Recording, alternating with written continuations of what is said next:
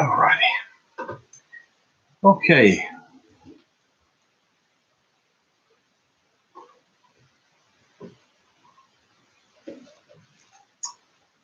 Well, thanks so much for being here again. We appreciate your interest in our study. We continue to look at the book of Proverbs and to do our best to try and learn the lessons that will take us from folly to wisdom.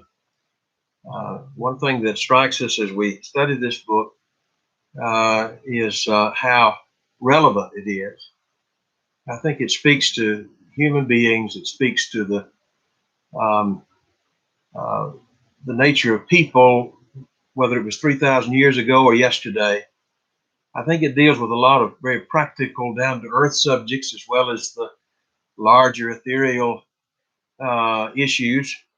It's really a great book that I think helps us to see ourselves and see other people, see the world in a much better way. So I trust you're making good use of our study, and I hope that we can learn from this book and grow as people. And that's the purpose of the book as a whole.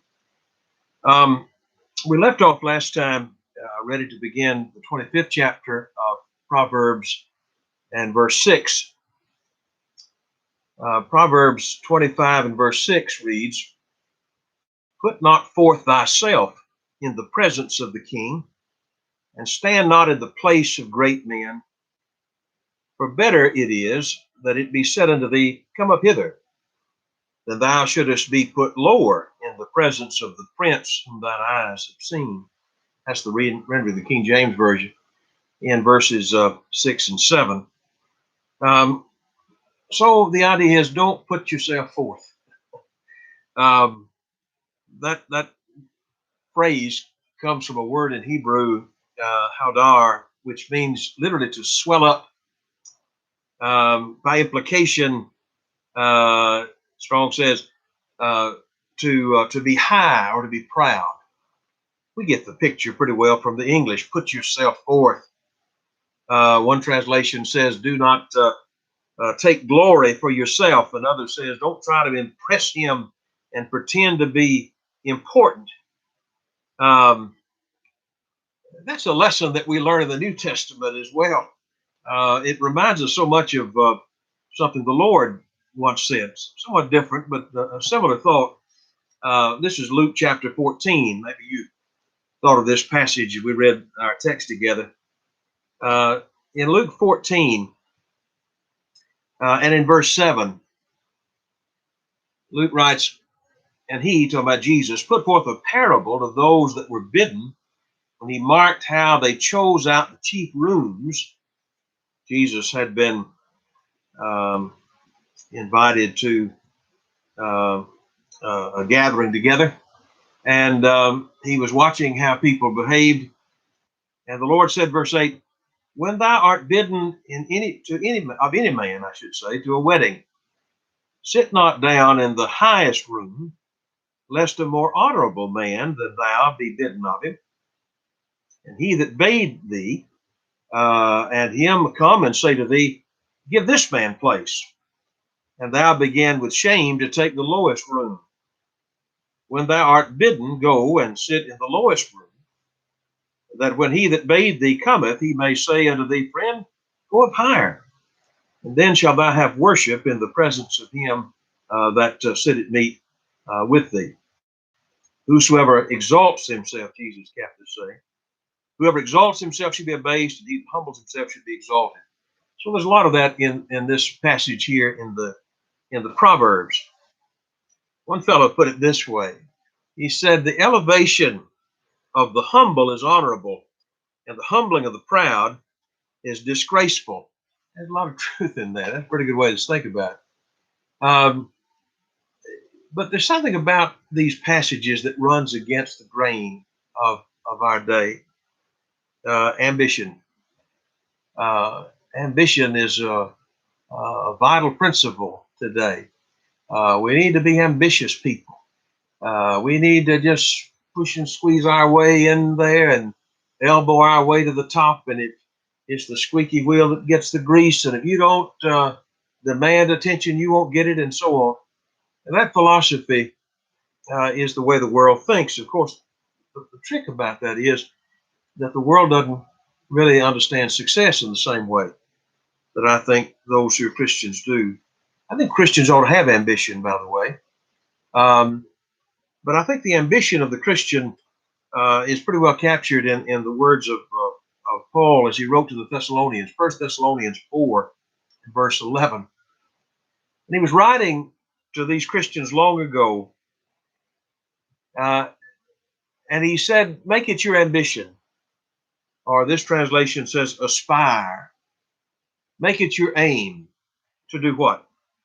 To live quietly, to mind your own affairs, to work with your hands as we instructed you, so that you may walk properly before outsiders and be dependent on no one.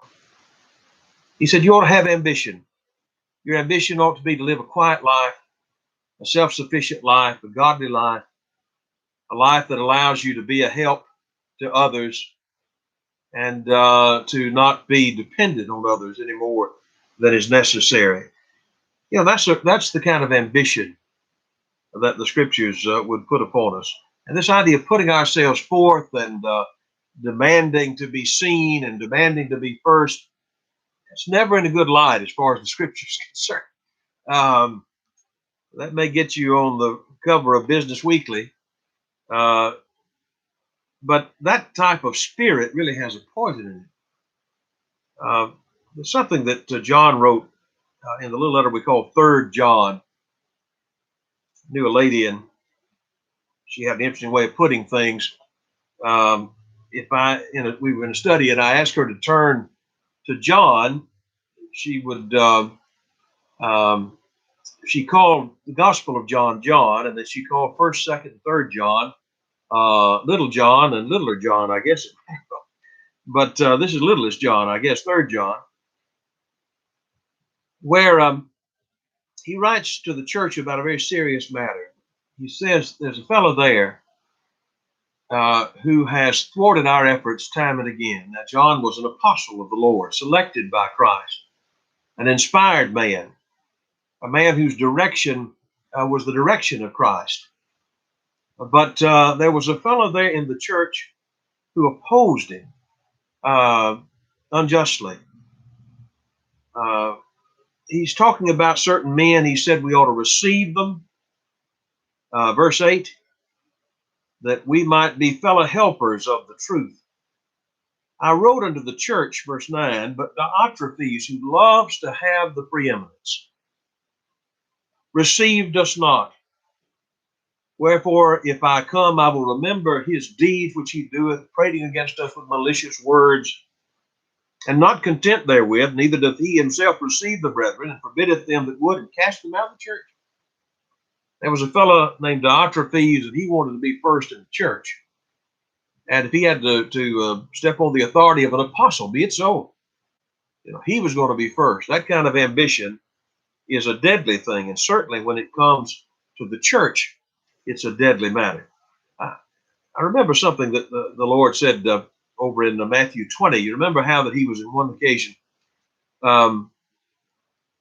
asked to fulfill a request. Peter and John, who were great men, but as young men, they were liable to some of these same problems.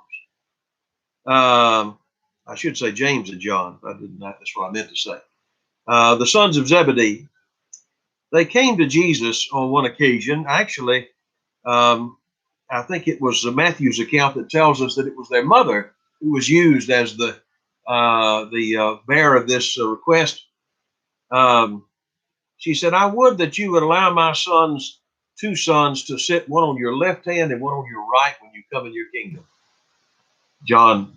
Matthew 20 and verse 21. That's where I'm reading here. That's such a misguided question. And the Lord realized what she was asking, but she didn't realize what she was asking. They had such a carnal view of the kingdom, and they were thinking about the right and the left as being places of honor that you could just dole out to whoever had the nerve to ask for it. All of that is just so misguided. And the Lord says to You don't know what you're asking. He said, are you able to drink of the cup of that I drink of and to be baptized with the baptism that I'm baptized with? Oh, yeah, we're able, they said. The son said, well, you're going to, he's talking about the baptism of suffering there. I think that's pretty evident, not water baptism that they were threatened by. But he said, yeah, you're going to be immersed, all right, in this suffering that will come to you. But you don't just hand out to people honor.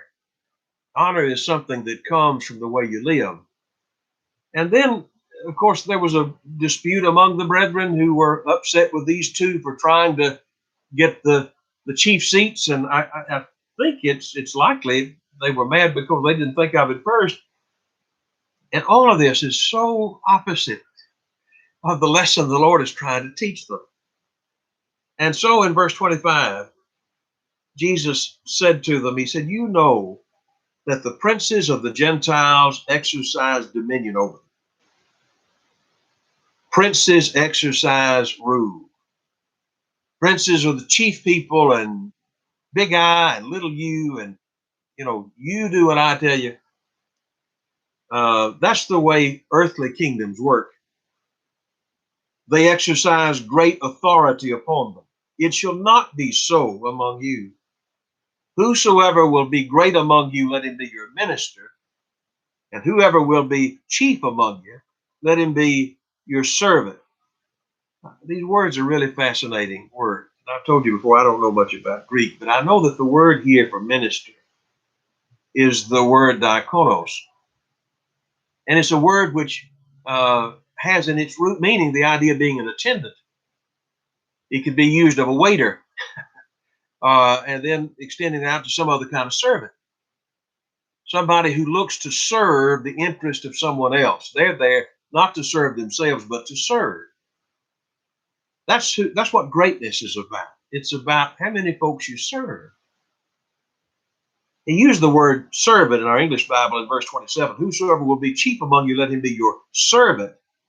The word there's an even stronger word. It's the word doulos, which might be translated slave. And so he said, you think about greatness, and what you're thinking about is chief seats and glory and acclaim. He said, let me tell you about my kingdom, the real kingdom. It's a kingdom in which greatness is measured by how many people you serve and about the quality and the dedication of that service. He said, that's what it's about. That's what greatness is about. And that puts it in an entirely different position. So we come back to our text here in Proverbs. Greatness is something that's given, not something that's asked for. And if we really think about the teaching of God, we recognize the fact that ambition is of seeking to put ourselves first.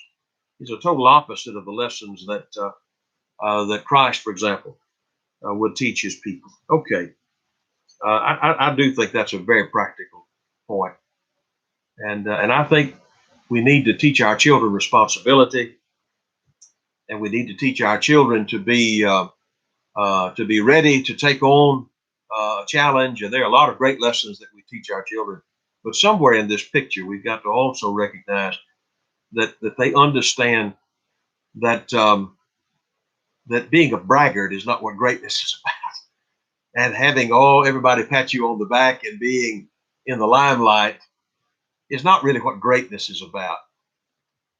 Greatness is defined in very different ways.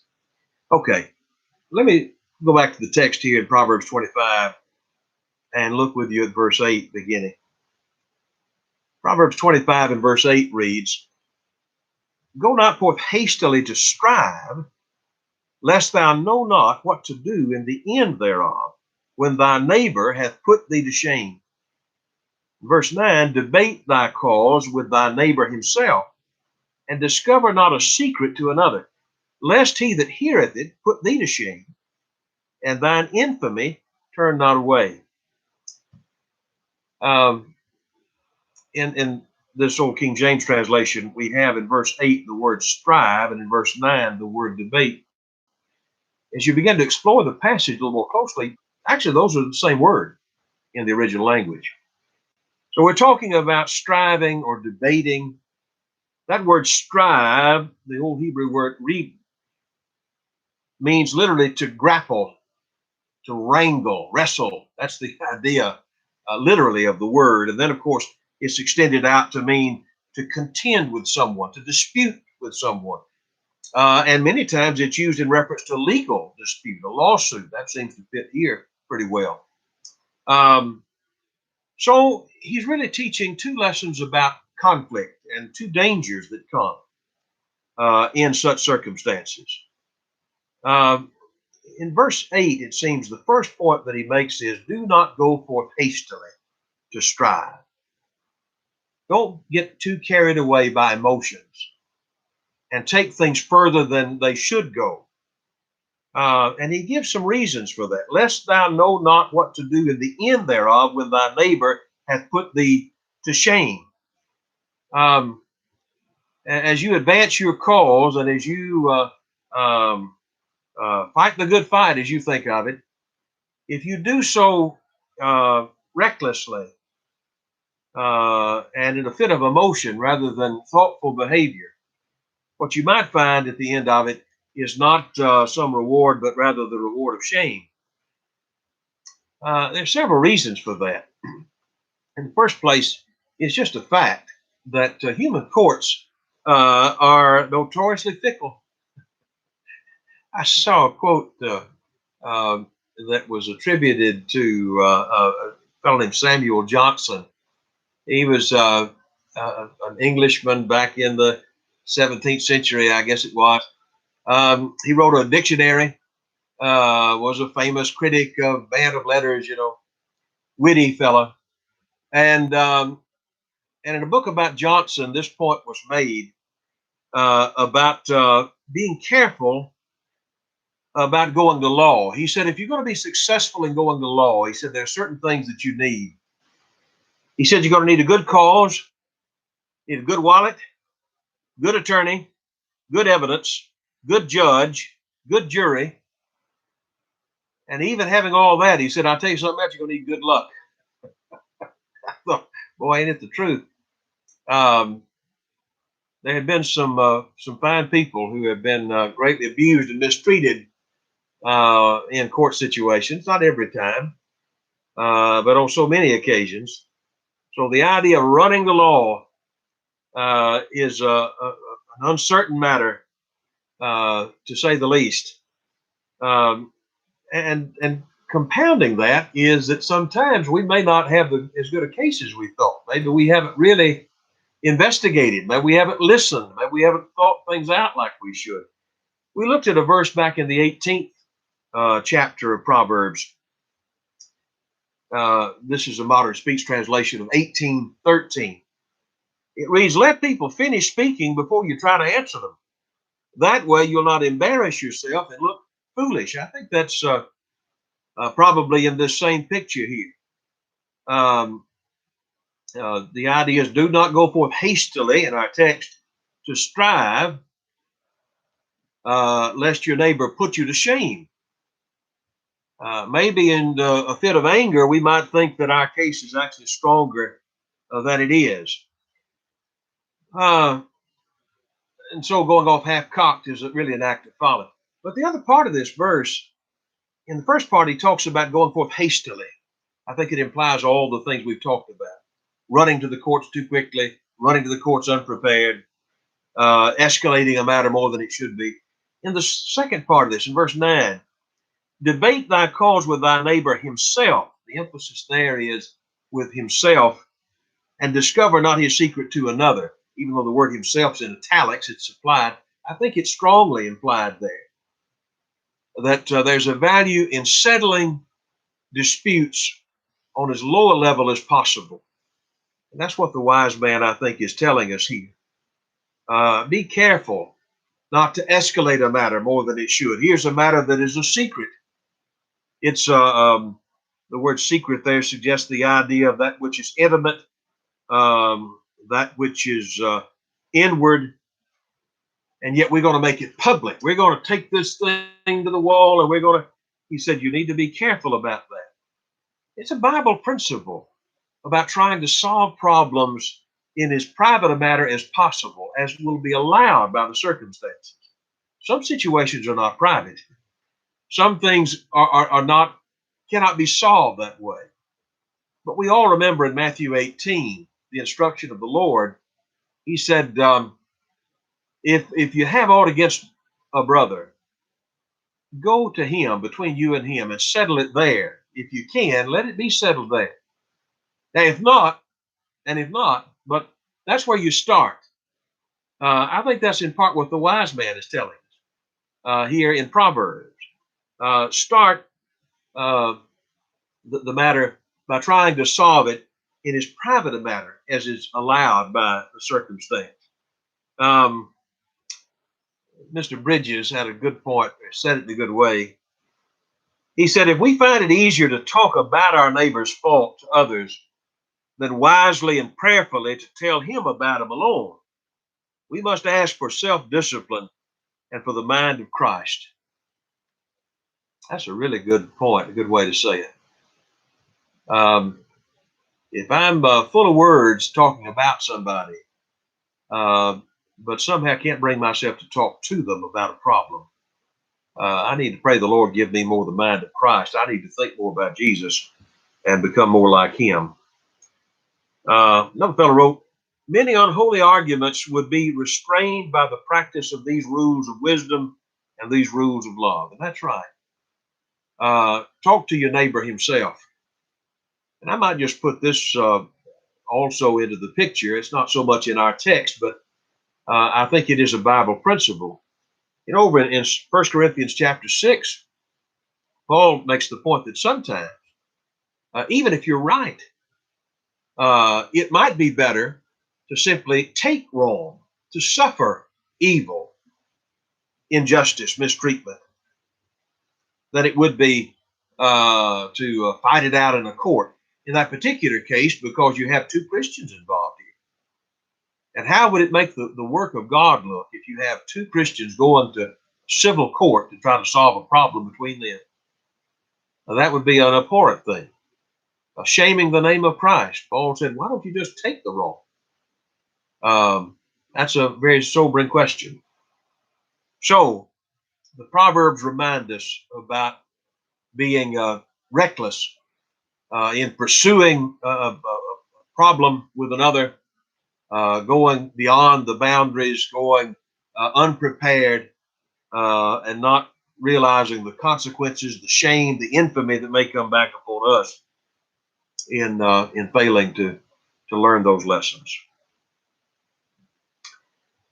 Okay, another principle back in our text in Proverbs 25 and in verse 11, we find these words. A word fitly spoken is like apples of gold and pictures of silver. Then verse 12 seems to fit with that. As an earring of gold and an ornament of fine gold, so is a wise reprover upon an obedient ear. Here are two passages that both use the figure of gold, a precious metal, a precious thing. They make a comparison between the preciousness of gold on the one hand, excuse me, and got the big giant water jug here.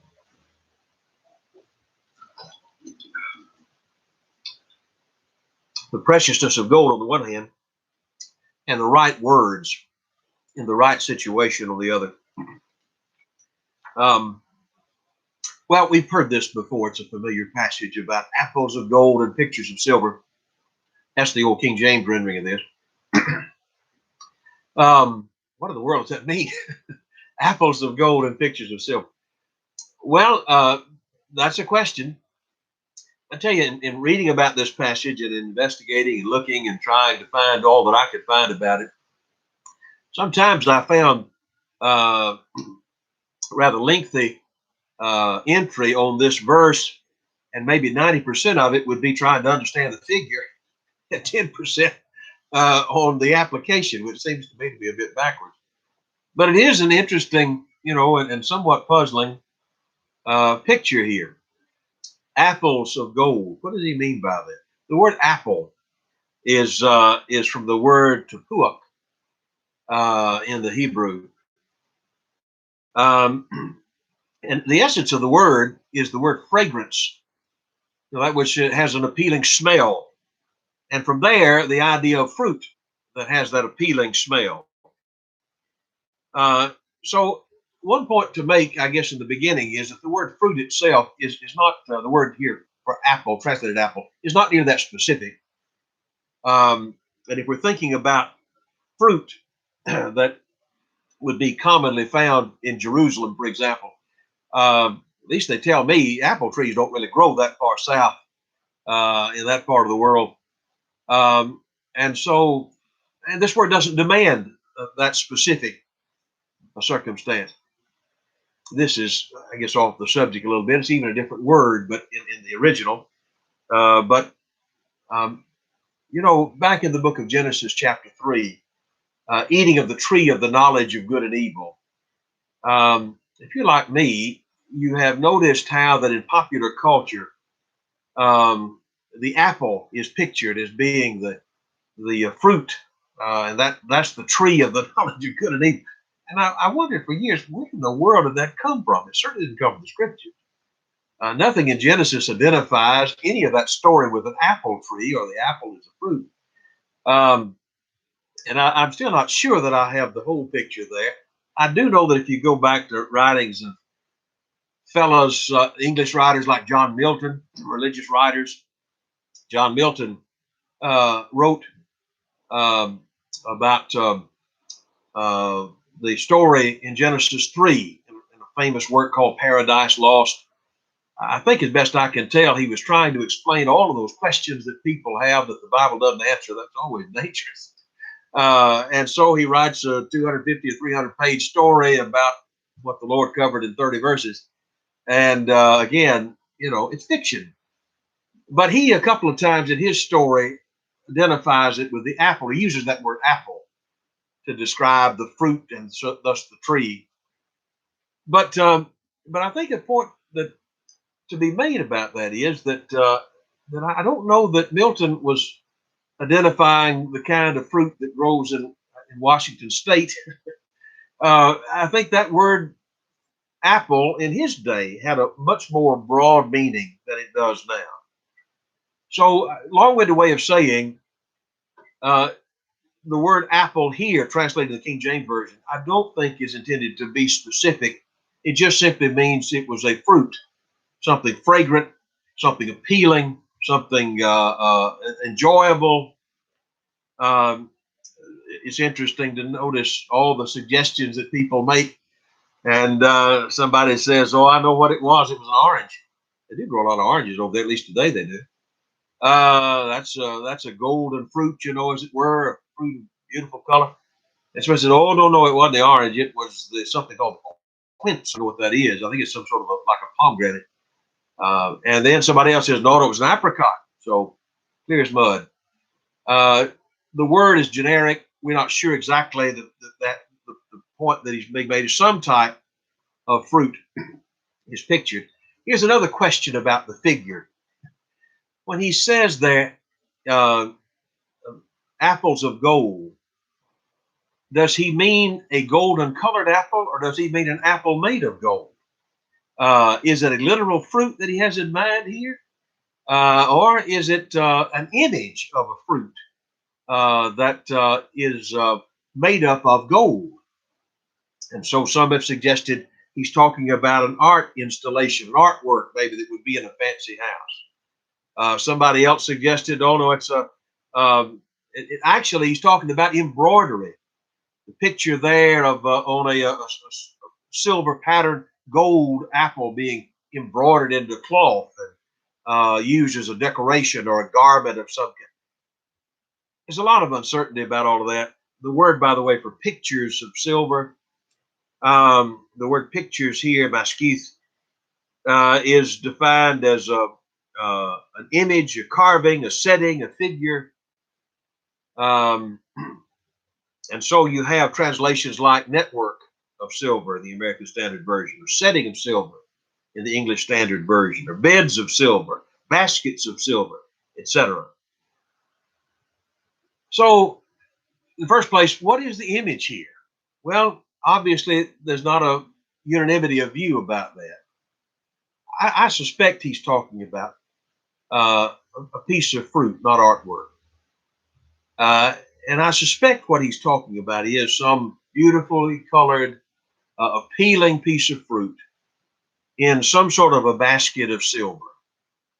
Golden fruit, in that sense, in a basket of silver, has an appealing quality to it. I guess maybe in the extreme opposite, you think about someone who would be reduced, and this is terrible to think about, but it is true. There are people reduced to eating out of garbage cans or out of dumpsters. And so they're looking to find something that's not rotten that they might eat. You have to be pretty desperate. You have to be very desperate to be eating out of a trash bin, because the setting there would mar the appeal of the food. That seems to be the point. So here's the opposite of that. Here's the opposite of that which is appealing in a setting that takes nothing away from its appeal.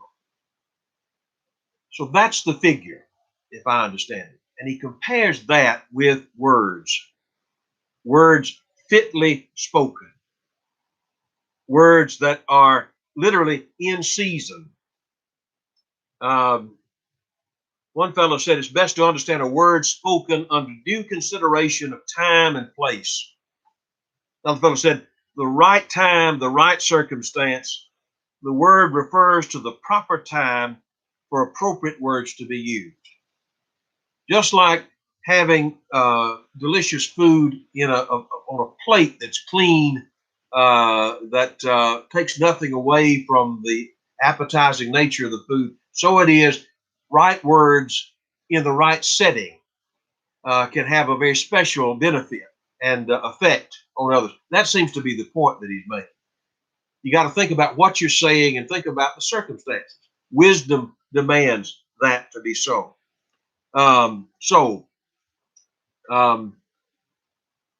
Word fitly spoken is like apples of gold and pictures of silver. Got to think about the timing. Got to think about the circumstances. There may be some things that are good to say and needed to hear, but maybe this is not quite the time or the place for it. That's not an excuse for cowardice. It's just a reality. On the other hand, he says, as the cold of snow in time of harvest. Verse 12, so I meant to read. As the earring of gold and an ornament of fine gold, so is a wise reprover upon an obedient ear. Here's another figure, similar. Here's the idea of that which is beautiful, and then words that are equally beautiful. One fellow translates that passage like a gold ring and a fine gold ornament. So is constructive criticism to the ear of one who listens.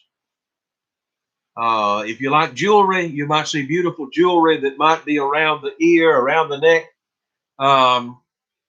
It's an ornament. It beautifies.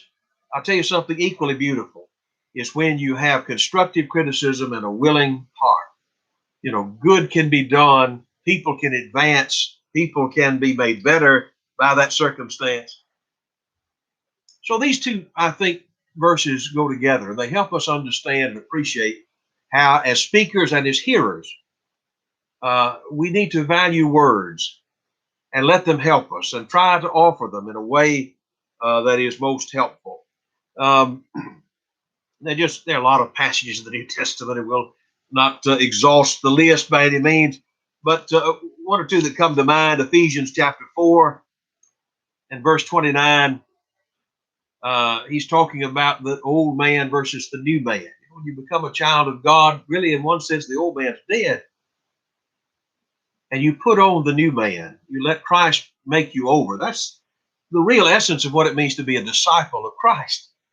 It means that he's the model, and I am every day becoming more and more like him. And so he gives us, Paul does, by the inspiration of the Spirit, several examples of that. And he says in verse 29, let no corrupt communication proceed out of your mouth. No speech that rots, that corrupts. But he says that which is good to the use of edifying. There's the contrast. The word corruption suggests the idea of something that rusts, that rots. It has that effect on people. It makes them worse. It takes them down. It tears them down. On the other hand, edifying is just a word that means build up. Let your speech be that which builds up, that it may minister grace to the hearers. It doesn't mean you always tell people what they want to hear. I don't need speech that just tells me what I want to hear. I need what's true and what's helpful. But that's the point. It's intended to be helpful. And it's offered in a setting that makes it the most helpful. This, I think, is the lesson. We might turn over just a page or two to Colossians chapter 4, I think it is, in verse 6. It's a great image here that Paul uses. He says, verse 5, he says, walk in wisdom toward them that are without, redeeming the time. And then he adds, let your speech be always with grace, seasoned with salt, that you ought that you may know how you ought to answer every man. Let your speech be with grace, seasoned with salt. What do you think he means by that? I don't think he's praising salty language in the common sense we use the word. But the idea of saltiness there is that which is appetizing, that which has an appealing nature to it. We're saying things in a way that we think will be truthful and yet will have the best effect on people. And you and I know sometimes it doesn't matter how you say it, it's not going to be taken well. And there are times when we don't have room for delicacy. All that's granted. But we're talking about in general terms. We're looking to be as kind, as thoughtful to others, even if we have to say something that is corrective. And there's a great value in that. I think I've shared with some already the story that I heard years ago about a fellow that was in a speech class, communications class at school, and very nervous, and he got up to make a speech, and he sat down, and his professor stood up, and he said, Mr. Smith, he said, there were three things wrong with your speech. In the first place, you read it. In the second place, you read it poorly. In the third place, it wasn't worth reading. And I've thought of that as an example, a reminder maybe, of how when we're offering criticism, there is a value to offering some hope, even if we have to be critical. I think we don't want our words to convey the message there's just no way back. We want to try to find something there that somebody can hang on to so that they don't simply get washed away by the criticism. Maybe that's a part of the wisdom involved in speaking with grace and our speech being seasoned with salt, as it were. But having said all of that, the truth is, it's useful, needful for me to be corrected, to take correction. And there's a beautiful aspect of this, beautiful as gold ornamentation, when you have constructive criticism and an open heart. I'm turning back in Proverbs to the 9th chapter of Proverbs. And in verse 8, we saw this passage in an earlier study. Reprove not a scorner, lest he hate thee. Some people are just really beyond help. They've made it plain they don't want to hear. Here's a scorner. This is not just a fellow who's off the path. This is a man who is a reprobate, and he is the wayside soil the Lord talked about in the parable. Sad, tragic situation. There's a time when you just might as well be quiet. But he says, rebuke a wise man, he'll love you. Because people that are wise want to be right. They want to be right more then they are hurt by having to be corrected. They're honest. And I guess it's one of the fundamental questions I have to ask myself is, do I have that kind of integrity? Um, do I want to hear the truth, or I just want folks to tell me everything's okay? But now, going back to our text, I think the point of the passage is be sure in talking to others, communicating, correcting others, that you be as wise, as thoughtful, as courteous, as humble as you can be. Um, it reminds us of another New Testament passage, and we'll close, I guess, on this as our time is winding down. But over in Galatians chapter 6 and verse 1, very famous statement from that letter, Paul writes, "Brethren, if a man be overtaken in a fault," so here's our situation. Here's a brother who's overtaken in a fault. You're aware of that. If a man be overtaken in a fault, ye which are spiritual. Here's a fellow who has a spiritual orientation about him. Restore such a one in the spirit of meekness, considering thyself, lest thou also be tempted. And that's, I think, similar to what we've seen earlier. Make correction of the fellow. Let him know. Talk to him about the problem. But do so with the spirit of humility. Do so with the spirit of meekness. Do so with the spirit of self-awareness. I think when correction has to be made, and certainly it does have to be made at times, if I can keep that sense of self-awareness, it will really make all the difference. I'm sure there have been times in my life when I've done a sorry job of that. I might have even been right about the issue, but my attitude was so arrogant or so full of self that it hindered the message being received or even considered. It's terrible. And I pray God help me with that. Another story that you may have heard, but true story about a fellow who had for years been attending this church and had heard lesson after lesson about the necessity to obey the gospel and to become a Christian, and had heard those lessons. Folks in his family were Christians, never obeyed the gospel. Years went by, decades went by. The old preacher that was there left, and another fellow came in, and in a short time the guy obeyed. The fellow that had been there, sitting there for years, unmoved, responded. And in fact, as they were ready to baptize this fellow into Christ, he got to talking with the fellow who had come in, preacher, teacher. He said, "You know, I know of your situation." And he said, "I have to ask you." He said, "You know, I'm not preaching anything different than the guy who was here before me preached. I know that fellow, and I know we teach the same thing about how important it is to be a Christian, how to become a Christian, and what it means to be a Christian." And he said, "I'm just curious as to why it seems that there's been a change when the message has been essentially the same." He said, "Well," he said, "that's true." He said, "But I'll tell you, this is the difference." He said, "For years, that old fellow told me I was lost. And he said, it looked like it made him happy. But he said, you told me that I was lost, and it looked like it broke your heart." Now, I'm not here to justify anybody saying no to the Lord because they don't like the way the preacher says it. That's foolish.